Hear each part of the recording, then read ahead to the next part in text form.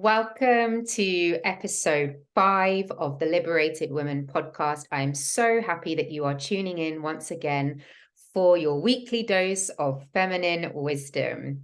Today, we are going to dive right in to what are the sisterhood wounds, how to heal them, and reclaim your witchy magic. And this is one of my favorite topics to talk about when it comes to the feminine awakening journey.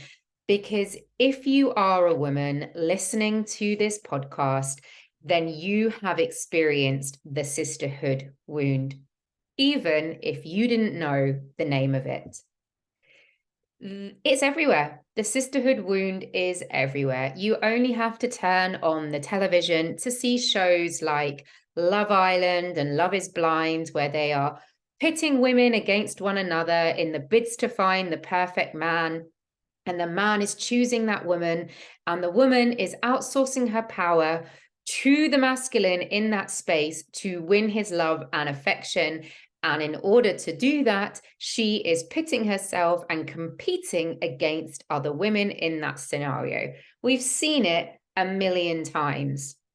When you look at adverts on TV that are saying, if you just get this particular brand of makeup, or if you buy this extra special toilet roll, you will have something that your friend, neighbor, cousin, whoever does not have. And once again, you are being put into a position of competing with other women around you. You've probably seen it if you are a mother in the school playground when women are saying, well, my child is already reading and writing, and my child is already on level 5 of the books, or whatever it is that they're talking about. And you feel once again that you are placed in some kind of competition with other women, even in a place like the school playground. You've probably noticed it in your workplace, at the gym, in the bar, at the club, in the pub. It happens everywhere. But how did we get here? How did we get to a place where women are competing with other women, where women mistrust other women, where women are acting out of the wounded feminine, which is something that I deeply dove into in the last episode. I think it was episode 3 I spoke about this. How did we get here? You know, there used to be a time when women gathered in sacred space, where women gathered in circle, where we were under the rule of the matriarch, where the matriarchy was the ruling force of our society, where nature was truly listened to, where the feminine was revered and was holy and was sacred, where the goddess was worshipped, where our cycles were listened to and honored, where we understood the ways of the land. We understood what nature was trying to tell us and how to work more deeply with nature. We were less separate from nature, which is the feminine, Mother Earth, the feminine of the land. We were less separate from the earth and from the feminine, and we were more symbiotic with the seasons, with how to grow our own food, with how to follow the stars for navigation, with how to really deeply commune with the feminine. And at that time, when women gather together in these sacred circles, in these sacred spaces, where they would hold counsel with one another, they would share wisdom with one another, they would listen to one another and hold ritual and ceremony for one another. This meant that women had power and they had agency and they had voice. And we all know that when women have power and agency and voice, this is a direct threat to the patriarchy. It's a direct threat to the patriarchy, and it was feared. The feminine is so powerful the force of the feminine is so immense. The feminine is so vast that she creates a wave wherever she goes.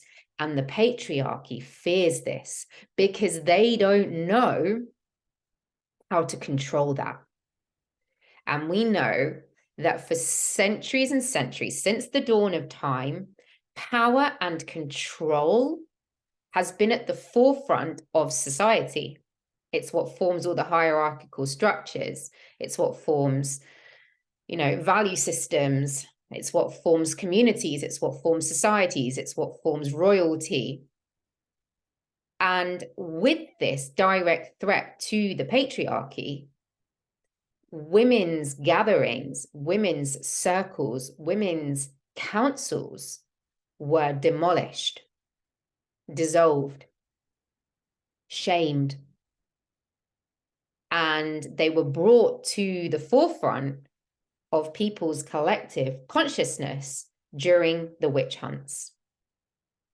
Now, witch hunts, although we may not be being dunked in the river or hung or burnt alive at the stake anymore, metaphorically, the witch hunts are still taking place. Let me give you some examples of this. You only have to open your social media to see that women are trolling other women online, that women are putting other women down, that women are tearing other women down. You only have to open your social media to see in the coaching industry or in the healing industry or in the spiritual community, which is supposed to be about empowering women, which is supposed to be about giving women agency and voice, and is supposed to be about giving women back their sovereignty. Within that sphere, I have seen multiple times women tearing other women down, playing out their wounded feminine, playing out their insecurities, playing out their jealousy, playing out their need to feel hierarchical with more power than the other woman.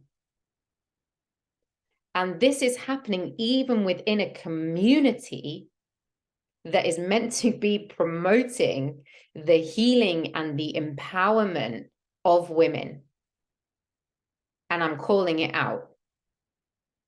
You only have to go to the school playground to see it happening amongst young girls.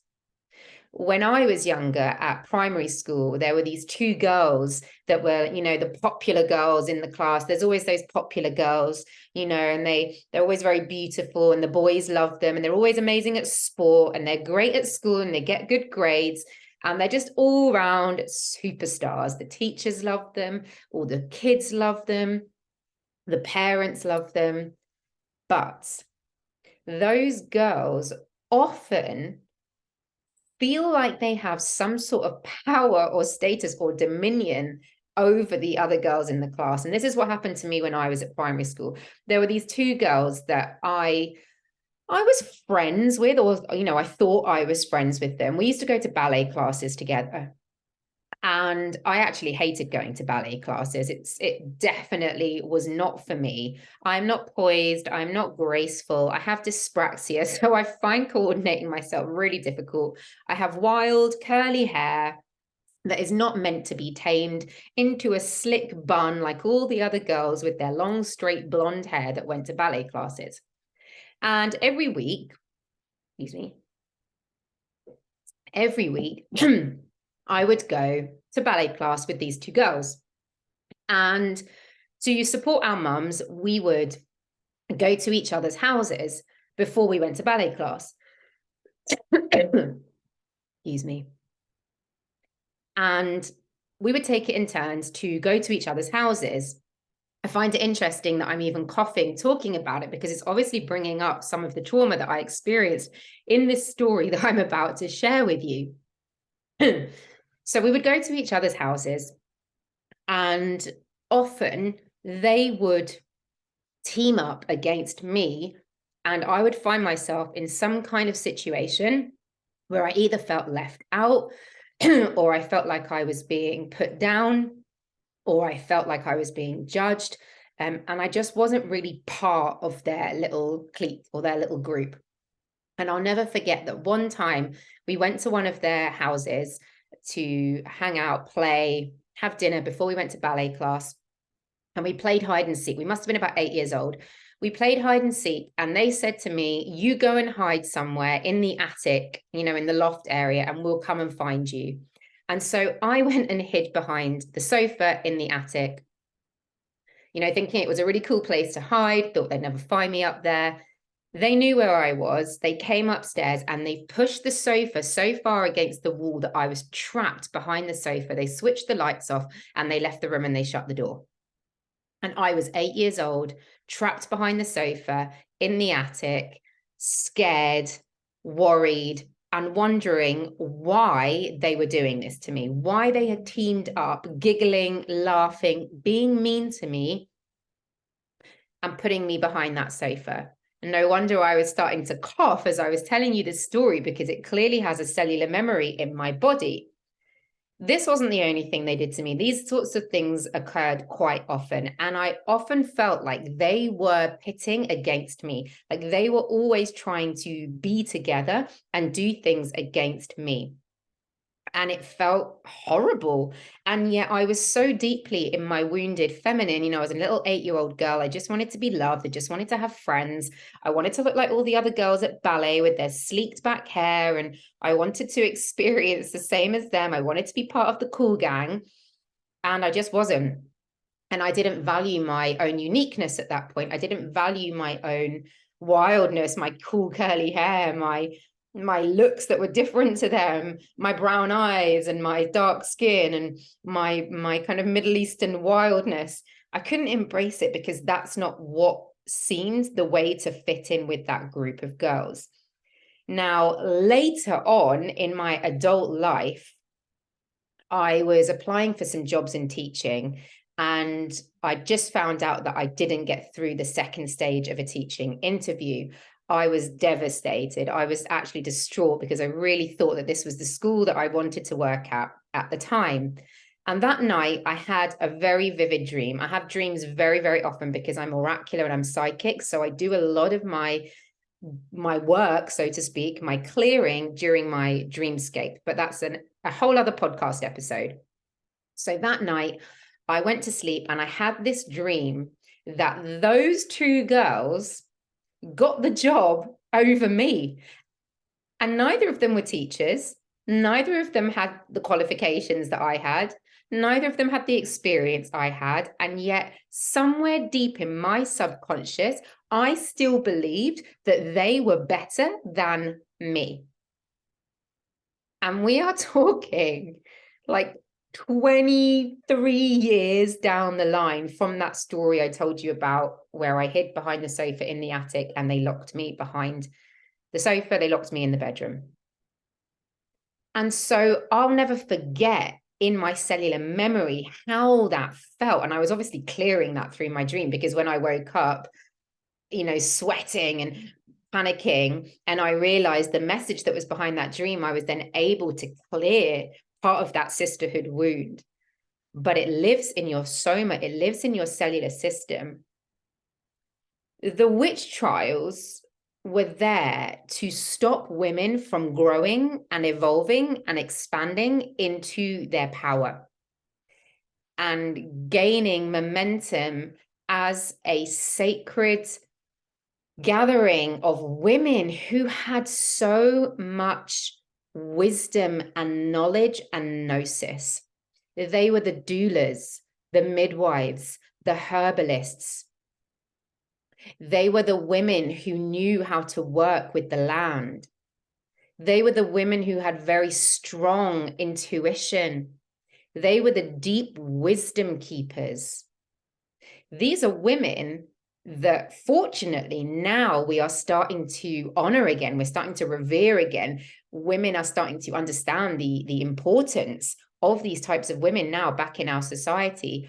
But at the time of the witch trials, these women were seen as a threat to the patriarchy.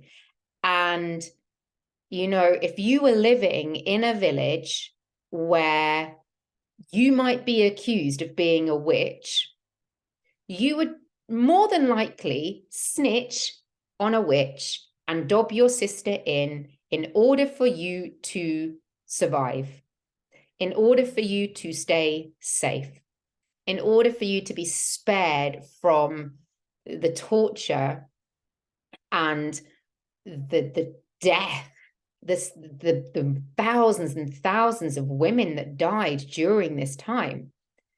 And so in the collective consciousness of women lives a deep mistrust of the feminine. Not just the masculine that we mistrust. Many women mistrust the feminine. Maybe you are somebody that has found it really difficult to be in big groups of women or really trust other women. Maybe you've been on the other end of, you know, gossiping from other women, or being put down or torn down by other women, or being bullied by other women in the way that I described to you with my story. And so sisterhood, as it was, those gathering of those women, the council, this was stolen and abolished and dissolved because it became too dangerous, really, for women to continue gathering in the way that they once had. And so this has lived on in our collective consciousness, and the sisterhood wound remains something that most women experience throughout their lifetime until they start to self-actualize, until they start to understand their own self-worth, until women start to really tune into their own intuition, their own gnosis, their own wisdom, their own liberation, and know that, hey, actually, women are here to be celebrated. We're not here to tear each other down. We are not here to compete against one another. We are here to support and hear, listen, witness, honor, and celebrate one another.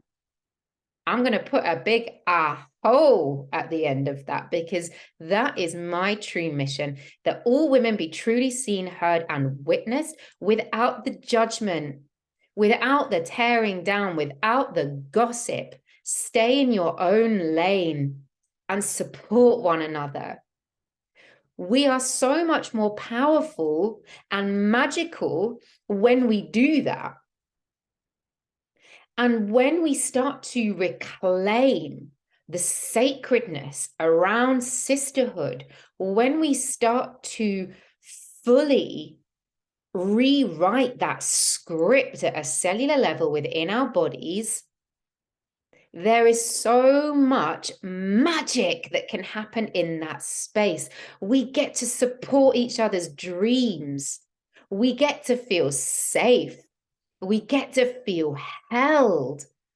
We get to feel understood and revered and honored for the incredible beings that we are, for the witches that we are, for the magic that we hold inside of ourselves, the creation. And now is the time to be reclaiming and healing that sisterhood wound.